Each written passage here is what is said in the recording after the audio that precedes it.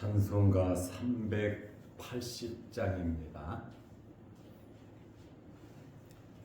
찬송가 380장.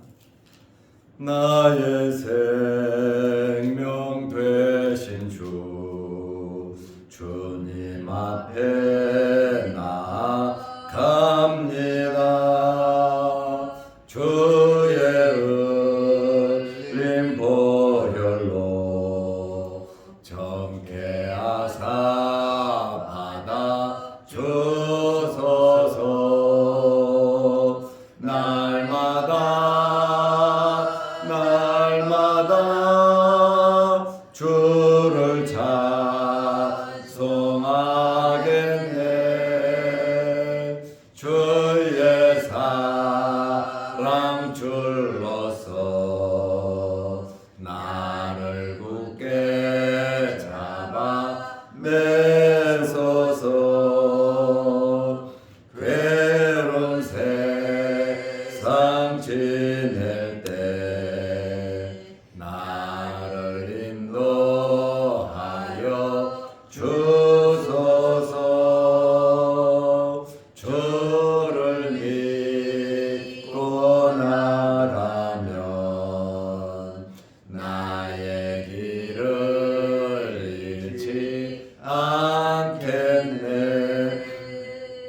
날마다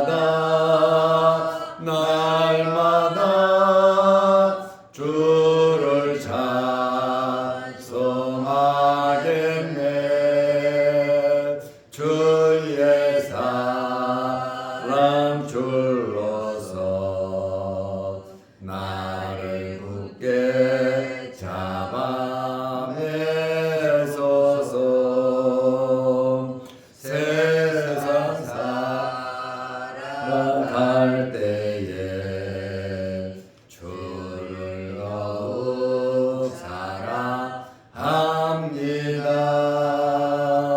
발걸이 난 천국에 나의 영혼 들어가겠네. 날마다 주를 찬송하겠네. 주의 사랑 줄로서 나를 굳게 잡아 매소서.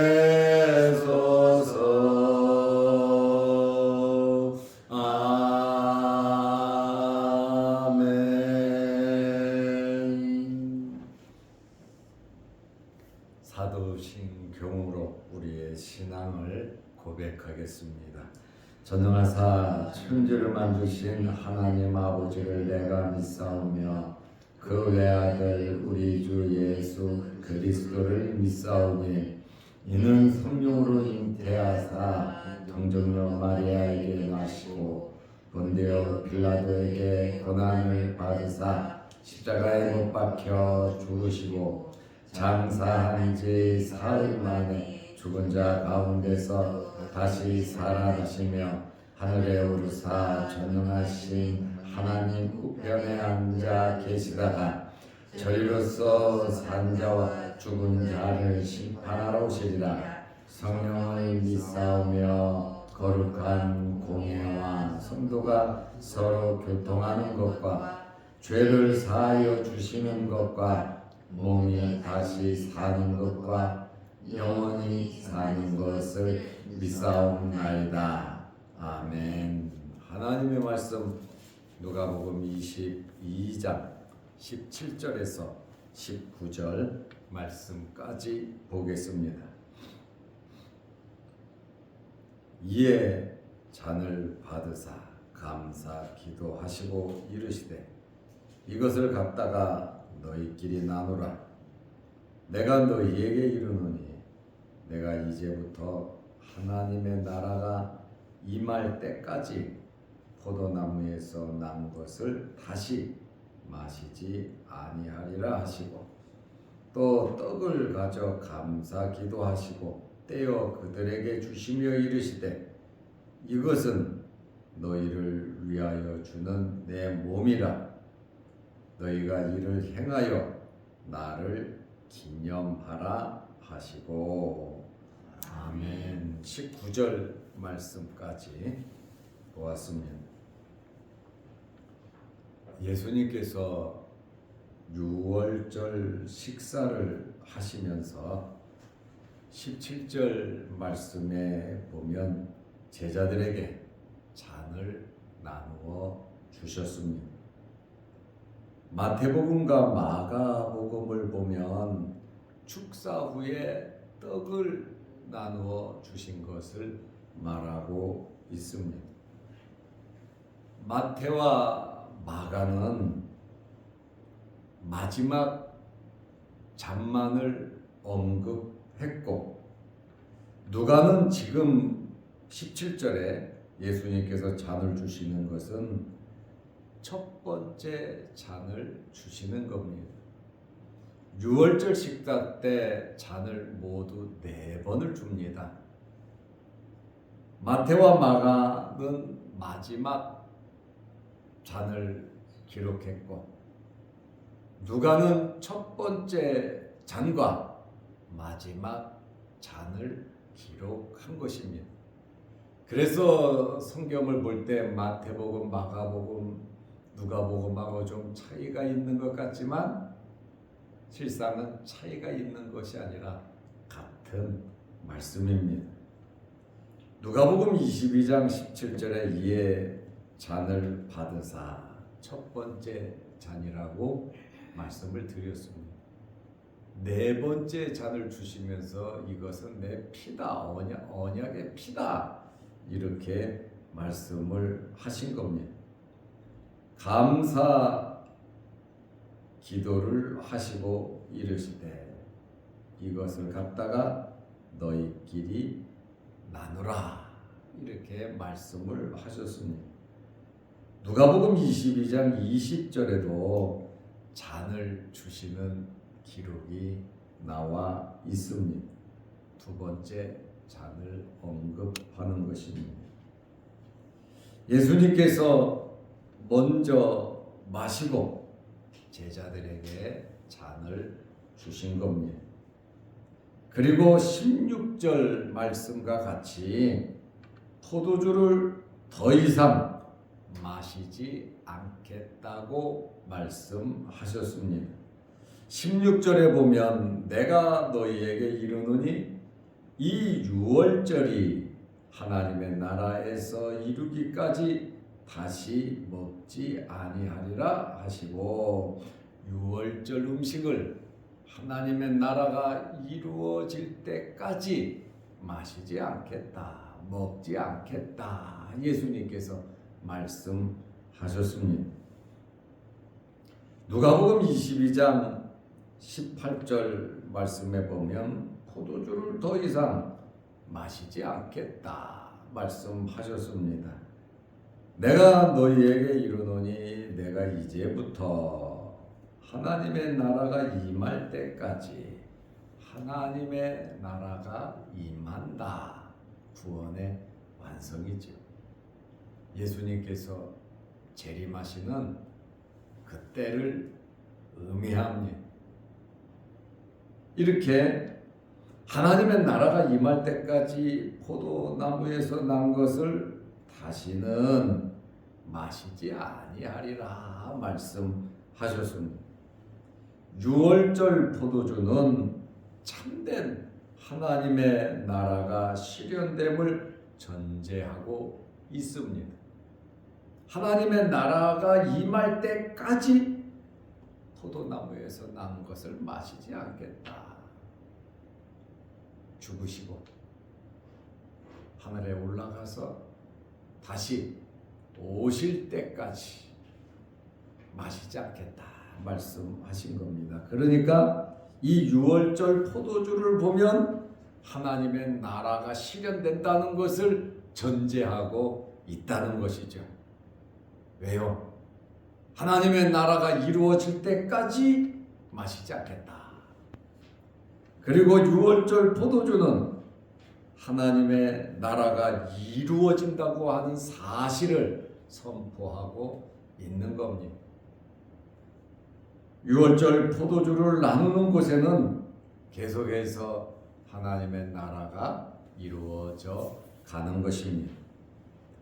예수님께서 마지막 유월절을 지내시면서 성찬식을 제정하셨습니다. 그리고 성찬식의 의미를 마가의 다락방에서 마지막 유월절 식사 자리에서 예수님께서 말씀하셨습니다. 구약 성경이 기록된 것은 예수님을 알리기 위해서 기록되었습니다. 여러 가지 많은 사건들이 있고 또 행사가 있습니다. 구약에 나타난 모든 사건과 행사 속에 누가 계십니까? 예수 그리스도입니다. 예수 그리스도를 알리기 위해서 기록된 사건들입니다. 유월절의 의미가 무엇입니까? 예수 그리스도를 알리는 겁니다. 예수님께서 떡을 떼어 주셨습니다. 이제 성찬식의 의미가 시작됩니다. 마태복음, 마가복음에도 이 말씀이 기록되어 있습니다. 그런데 잔을 먼저 첫 번째 잔에 대한 말씀은 없다. 제가 말씀을 드렸습니다. 누가복음 22장 19절에 또 떡을 가져 감사 기도하시고 떼어 그들에게 주시며 이르시되, 떡을 떼어서 제자들에게 주시며 말씀하셨습니다. 이것은 지금 떡을 가리키고 있죠. 너희를 위하여 주는 내 몸이라. 떡은 예수님의 자신의 몸이라고 말씀하셨습니다. 너희가 이를 행하여 나를 기념하라 하시고, 떡의 의미는 너희를 위하여 주는 내 몸이라고 예수님께서 말씀을 하셨습니다. 우리가 성찬식 때 떡을 나눕니다. 그 떡을 왜 나눕니까? 오늘 예수님께서 말씀하신 것처럼 우리를 위하여 찢기신 주님의 몸, 주님의 살을 기념해서 우리가 성찬식 때 떡을 나누는 겁니다. 예수님께서 마지막 유월절 식사를 하시면서 하신 이 말씀을 2000년이 지난 지금까지도 그대로 실시하고 있습니다. 왜냐하면 너희는 이를 행하여 나를 기념하라. 찢기신 예수님의 살을 기념해서 우리는 지금까지 주님 말씀대로 순종하고 있는 겁니다. 식사 때 떡을 나누는 의미는 헬라어로 크라오라고 하는 이러한 단어인데, 떼어라는 말입니다. 쪼갠다는 뜻이. 쪼갠다. 한 개의 덩어리가 있는데 그 덩어리에서 쪼개 나간다, 쪼갠다라고 하는 그 의미가 있단 말이죠. 큰 떡을, 이 큰 빵을 한 사람 한 사람 거기에서 직접 뗀 것인지 아니면은 돌려서 나누어 준 것인지 그것은 확실하지 않습니다. 그래서 어느 교회는 떡 덩어리를 가지고 교인들이 하나씩 뜯어먹는 그러한 교회도 있습니다. 우리는 잘라서 나누어 줍니다. 그러나 의미는 한 덩어리에서 주님의 살을 뜯어서 내가 먹고 죄사함을 받는다. 주님은 나를 살리기 위해서 고통을 살이 찢어지는 살점을 뜯어내는 그러한 고통을 당하셨다라고 하는 그 의미를 기억하고 주님의 찢기신 살을 생각하며 떡을 떼는 것입니다. 이 떡을 한 사람 한 사람 직접 떼든지 돌려서 나누어 먹든지 이 떡은 예수님의 몸을 상징하는 것입니다. 예수님께서 이 떡을 가리켜서 너희를 위하여 주는 내 몸, 소마, 내 몸이라고, 내 직접적인 몸이라고 예수님께서 말씀을 하셨습니다. 예수님의 희생과 예수님의 죽으심을 의미하는 것입니다. 몸은 요한복음 6장 51절 말씀에 보면 예수님의 찢기신 살이라고 말씀하고 있습니다. 그리고 요한복음에 보면 나는 하늘에서 내려온 떡이라고 말씀하셨습니다. 이 떡을 먹는 자는 영생을 가졌고 그랬습니다. 먹는다고 하는 의미는 믿는다는 말씀입니다. 내가 주는 물과 내가 주는 떡을 먹는 자는 영생을 가졌고, 다시 말하면 먹고 마시는 자, 예수 그리스도를 믿는 자들은 이미 영생을 소유했다는 거예요.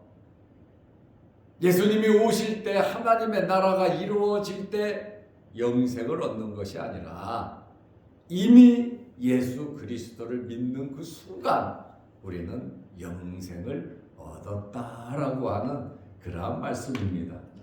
그래서 예수님의 살과 예수님의 피를 나누는 그것에 바로 생명이 있다는 거예요. 그래서 성찬식의 의미가 너무너무 중요하다라고 하는 그러한 말씀입니다.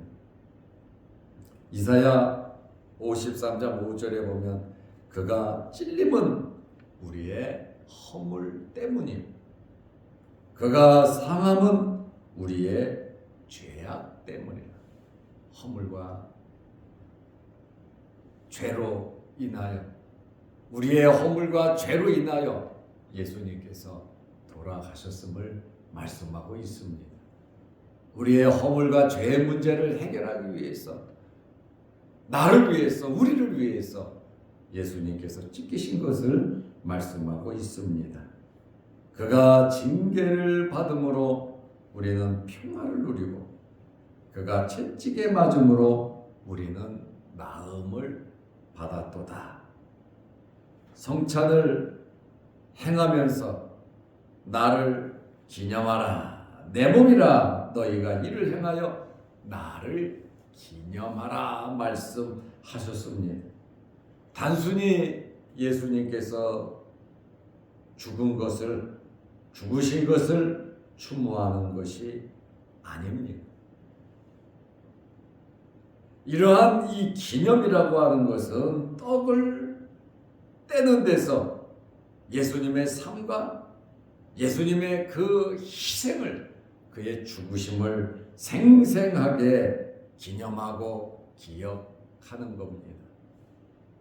아담이 지은 원죄가 우리에게 오듯이 예수 그리스도의 이 죽으심이 바로 우리에게 용서로 다가오는 것입니다.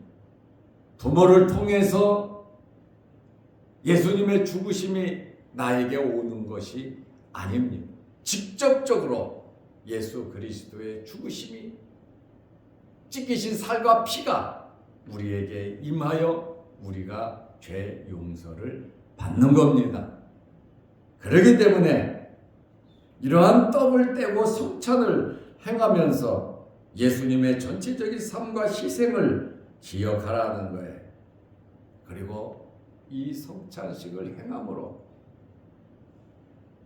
예수 그리스도의 희생을 우리는 알려야 된다라고 하는 하나님의 나라가 확장되어 갈 수 있도록 계속해서 우리는 성찬을 행하여야 하는 것입니다.